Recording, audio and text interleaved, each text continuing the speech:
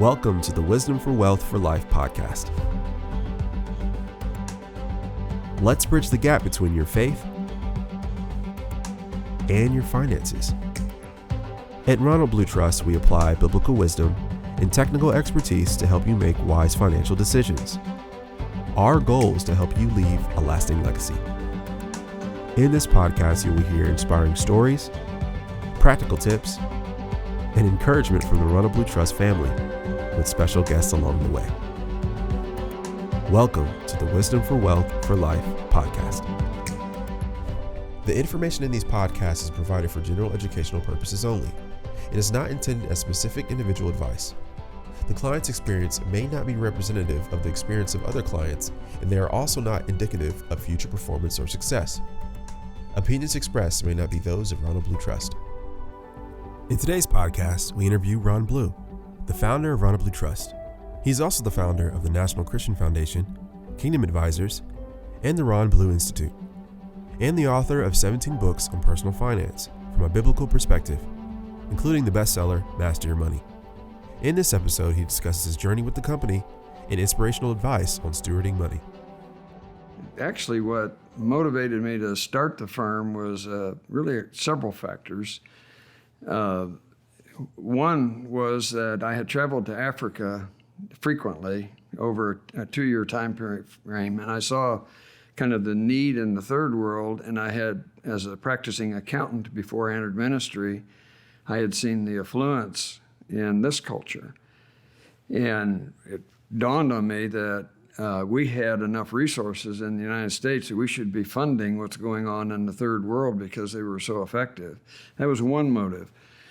A second motive was that I really wanted to get back into the financial world using the kind of the education and experiences that I had. And third factor was that I was, while I was in ministry, I was traveling about 70% of the time.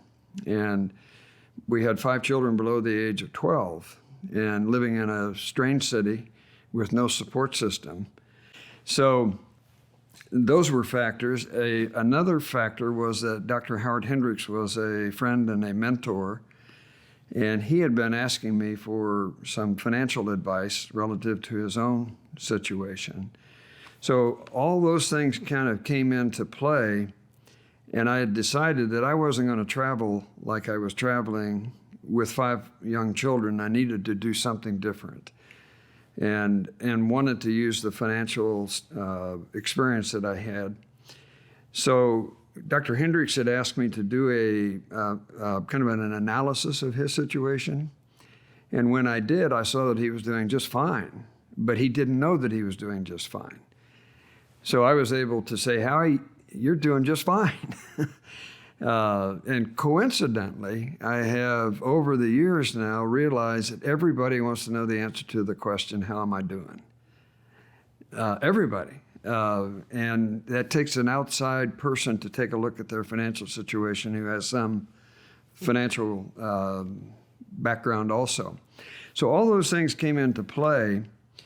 And when Judy and I sat down, we went through a decision-making process with the napkins, which are now on the wall here, and came to the conclusion that going back to Indianapolis was the best choice, given our criteria. But we went through a risk analysis and said if we do, we're apt to lose our children to the materialistic lifestyle that we had come out of when I left that accounting firm. So we said that's too big a risk to take. And so we said, well, what should I do? And basically it was to create the right alternative. Rather than pick a job, it was to design a lifestyle and have my own ministry. So made the decision. Larry Burkett was a friend of mine, and he said, are you going to be a business or a ministry? Which was a great question to have to answer because I realized it didn't make any difference.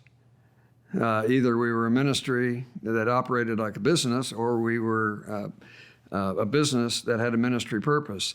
And I loved the test of the marketplace. And I felt like in terms of working with individuals regarding their wealth management, they could afford to pay. And consequently, if I was not delivering value, they weren't going to keep paying.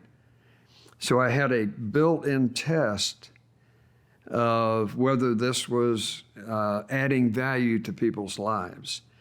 And then when I saw that it was, and I began to do financial planning, the mission statement that I came up with for the firm, and really for me personally, was to help Christians plan and manage their money so they had more to give away to help fund the fulfillment of the Great Commission. So I knew I was a part of the Great Commission, and my small role in that was to help people in their finances so that they had more money to give away. And my purpose in life, that was in 1979, that's the same thing today as it was then, 40-some years later, 42 years later. That's still my purpose in life, but it's worked itself out through Ronald Blue and Company, now Ronald Blue Trust. And then I realized that, to me, it was the proof of concept that you could take biblical wisdom and apply it to the best of professional knowledge and come up with biblical financial thinking and decision making. And it's interesting because it says in Colossians 2 that in Christ are hidden all the treasures of wisdom and knowledge. So that's what I was doing, was combining wisdom and knowledge, and it worked. And we built a business. And really then the next step when I left was, could it be repeated with other Christians who were not a part of the firm? Because there were thousands. But when I started, there really wasn't a financial planning industry. That if that word was used even, it meant selling insurance or stocks and bonds. So CFP didn't exist at that time. So I didn't realize it, but I was kind of creating what became an industry of Christian financial wealth management, and has become huge now, and that's the way God works. You plant the seeds, and He causes an abundant harvest. And I've had the privilege now, after 42 years, of kind of looking around and saying, wow, look what God's done. I mean, with RBT alone, what He's done, but with Kingdom Advisors and with the National Christian Foundation, and now the Ronald Blue Institute up at Indiana Wesleyan, and thousands, literally, of Christian advisors that are giving biblical advice, and investments, biblically responsible investing world has grown up. And so that's kind of the background. All of that happened was not by design. It was by God's grace. And the first client I had gave away I helped him give away $1 million over 5 years, $200,000 a year for 5 years. And he's still a client of the firm 42 years later. When I saw that he could do that, I thought there's a lot of people that can give a lot more than what they think they can give. And I've often wondered, what if he'd only given 100,000? My bar would have been 100,000, but because it was $1 million, I had no trouble at all in asking people to give away $1 million. And Dr. Bright with Crusade asked me to come on staff, and I said, Bill, I can do more good for you off staff than I can on staff. So they put me in front of all their donor events, and all of a sudden I was all over the country speaking to rich Christians, okay? And I said, if you want to give away more money, I can help you give away more money. And so what happened not by design, was I had clients all over the country. And so we had a national financial planning firm without trying to design a national financial planning firm. And that's when we opened up multiple offices around the country, and now I think there's over 10,000 clients and I don't know how many offices, but so that in summary is the story, my part of this in the story. But I'll add one other thing to that, and that is that 2 Timothy 2 says you teach others to teach others to teach others. So it was very much the idea that if I was going to fulfill the vision, I had to teach others to do what I was doing. And so when I hired Russ Crossan and Eric Daniels, before I really had hardly any clients, it was to teach somebody else to do what I was doing so they could teach others. And now it's down to, I don't know, 8, 9, 10 generations. But the consistency has remained the same. It's no different today than it was 40 some years ago in terms of the processes and the passion that's here. And Russ is still here, and Eric's still here, and so many of those people that I hired in the early 1980s are still here. I got a call from one of the office managers some time ago, and he said, "How'd you hire such good people?" And I said, "Don't you remember how I hired you?" And he said, "No, what do you mean?" I said, "Well, you were making $100,000 working with Arthur Anderson, and I offered you 60 if you'd moved to Atlanta." And you came. But I said, you came because of fulfillment of your mission. And the reality was the firm that has been created is not, it's there as a platform for others to fulfill their mission in life. So they come and they stay because they're getting real sense of meaning and purpose in their lives by what they do. That combination of ministry and vocation is really, really powerful.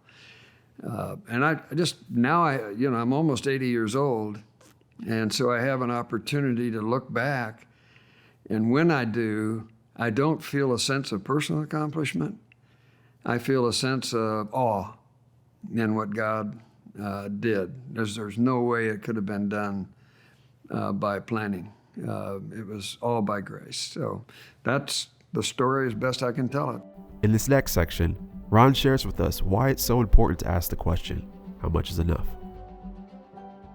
I felt like there were really 3 questions that need to be answered by people. One was who owns it? And you can't be a steward if you own it. You're an owner. And an owner has rights and a steward has responsibilities. So when I say God owns it all, then I have the responsibility to handle his resources. The second and biggest question was, living in America, it's kind of more is the American dream. If I have more, I'll have happiness. If I have more, I'll have joy. If I have more, it'll be more fun to have life and so forth. But I have observed that just the opposite is true. That the more I have, the more decisions I have to make, because I've got more choices. Therefore, life becomes more complex. So I like to show people where Judy and I started in a little trailer that was 28 feet long and 8 feet wide and 6 feet tall, a little green trailer on campus at Indiana University, and then show them a picture of my 5 children, their spouses, 13 grandchildren, 2 great-grandsons, and so we got about 25 of us in our family. Well, that depicts the complexity of life. So I went from a trailer to a really complex situation personally, and that's not unusual. But money is never the answer to happiness. And what I have seen now is that living in the world's wealthiest culture, we have a tremendous amount of unhappiness. We have a lot of anger. We have a lot of disunity. America today is not necessarily a joyful place to live. When you watch the news, it's all conflict, or listen to the news or read the periodicals. There's a lot of anger out there. And when you ask the question, how much is enough? What you do is you establish a finish line. And if I'm a believer and I answer that question, how much is enough, the next question is, for what? Okay? And the Bible says, be content with what you have. So more is not the key to contentment. It's a spiritual issue. Contentment is a spiritual issue, and Paul said, I've learned to be content. So when we answer the question, how much is enough, then for what? If I answer the question, how much is enough to live out the rest of my life and educate my kids and provide for the health care that I may need and so forth and so on, and I go beyond that, I can calculate that mathematically, but I can never feel like I'm financially independent.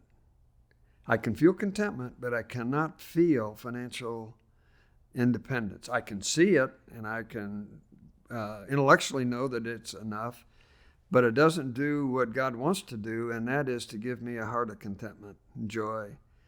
So setting a finish line helps me live purposefully, but it also helps me live towards God's desire for me, because He knows now that money is not going to replace Him.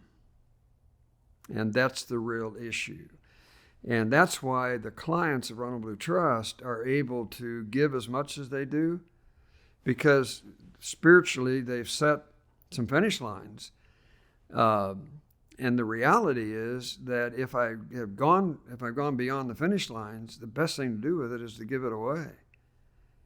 Yeah, and then there's one of the experiences I've had that's almost humorous. There's people who are fearful, so they want to know what the markets are going to do. And what I tell them is, well, they're going to go up or they're going to go down. If they're going to go up, you should buy. If they're going to go down, you should sell. Well, that's, of course, a facetious answer, but their lives are dictated by fear. And when and so my counsel is, are you really afraid that you're going to lose everything? Because if you are, I've got some great advice for you. Give it all away. Send it ahead. It says in the book, in the good book, Matthew 6, set your treasures in heaven where moth and rust cannot destroy and thieves cannot break in and steal. So if you really are afraid, give it away.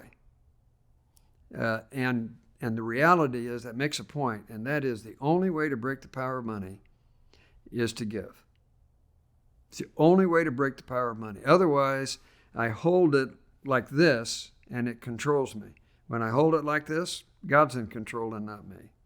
So that's why the how much is enough question is really, really important to answer, for people to answer.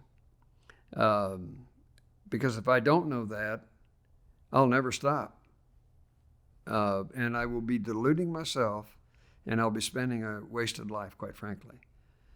So I think it's, do you work to live or do you work to give? And there's a lot of people that have done very, very well financially in their businesses.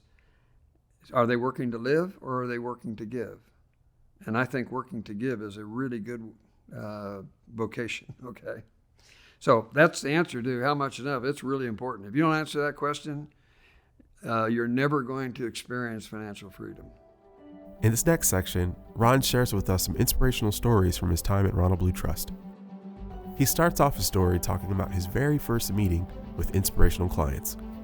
I had a meeting with them, and the first time I went to their home, we didn't have GPS then, so I had a map or directions. And so when I got to their home, it was in a trailer park. And they lived in it was a very nice trailer park, and they weren't unusual. This was in California. And they lived in a trailer, and it was big enough for me to spend the night there too. It was nice, but it was a trailer. And he was the CEO of a major grocery chain. What their question was, can you help us give more? So when I did the financial plan for them, I said, you can give away $1 million if you want to. And I put the plan in front of them to give away $1 million. Well, over time, I moved out of client relationships and gave that client to one of the client managers in Santa Ana. And he handled them for years. And about a year ago, I got a call from him. And she had said to him, would you tell Ron that when he said we could give away $1 million, we didn't believe him. But over the years, we've given away several $1 million.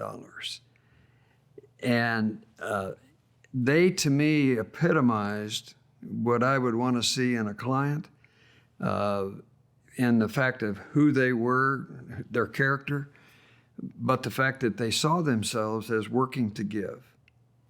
And they gave away millions and millions of dollars, apparently, because they set that finish line. And the fact that they lived in a trailer was irrelevant. That's what they happened to choose. You don't have to live in a trailer to give away $1 million. But that was their choice for whatever reasons that they had. So that story to me just resonates as that's what I want to see. I'll tell you what, I'll give you one more story as of a month ago. Okay. I know, I was walking out of church one day, and somebody said to me, they said, you're a financial expert, aren't you? And I said, well, I guess. And they said, give me some financial advice. So I said, okay, spend less than you earn and keep doing it for a long time. And you know, over the years, last week I gave 5 speeches, and what I realized is that getting out of debt, living within your income, and giving generously are really the critical factors to financial peace of mind and peace of heart and contentment. And so this idea of living within your income, we don't get any reinforcement of that in this culture. And I've got several stories, but one of the most remarkable was my wife was in a gas station, and there was a little girl in front of her who paid the attendant. She said, I want $7 worth of gas on whatever pump. And it was so unusual that Judy followed this little girl out to where she was, and it was a van that they were putting $7 worth of gas in. The story was that this was an abused mother who had left in the middle of the night with her kids to escape the abuse. She had $7. That was all she had. And everything they owned was in the back of that van. So we helped her, got her into a homeless shelter, and she did have a job. But my counsel to her was, you've got to have some savings. Otherwise, every time an emergency comes up, you're going to be trapped and you're going to stay in this state of always being behind the 8 ball. And so over the last 2 or 3 years, she would call me periodically and say, I've got to get some new tires. I don't have any cash. And she couldn't qualify for credit. She said, I hate to go into my savings. I said, that's what it's for. Okay. Well, she called me just a couple of weeks ago, and she's getting ready to rent a home now. And she has a credit card, and she's worked to establish her credit. And she said, I owe $800 on my credit card, which I just want to know, should I pay that off before we make a move? well, will it hurt my standing? And I said, well, what do you have in your savings account? And she said, $6,000. That's been 3 years. I think it's been 3 years. By living within her income, she was able to save $6,000 over these years. So now when the books for her kids or whatever comes up that she needs, she's replaced her car. And that to me kind of proves the point, because now when that emergency happens, she's prepared for it. It's a remarkable story. Thank you so much for listening to the Wisdom for Wealth for Life podcast. If you are looking for financial advice, please contact us. Please visit ronblue.com. That's ronblue.com. Thank you for listening, and please subscribe to wherever you listen to your podcasts. Ronald Blue Trust is a trademark used by Thrivent Trust Company, a Federal Savings Association, and Thrivent Trust Company of Tennessee, Incorporated, a Tennessee Public Trust Company, separate affiliated entities. Trust and investment management accounts and services offered by Ronald Blue Trust are not insured by the FDIC or any other federal government agency, are not deposits or other obligation of, nor guaranteed by any bank or bank affiliate, and are subject to invest risk, including possible loss of the principal amount invested.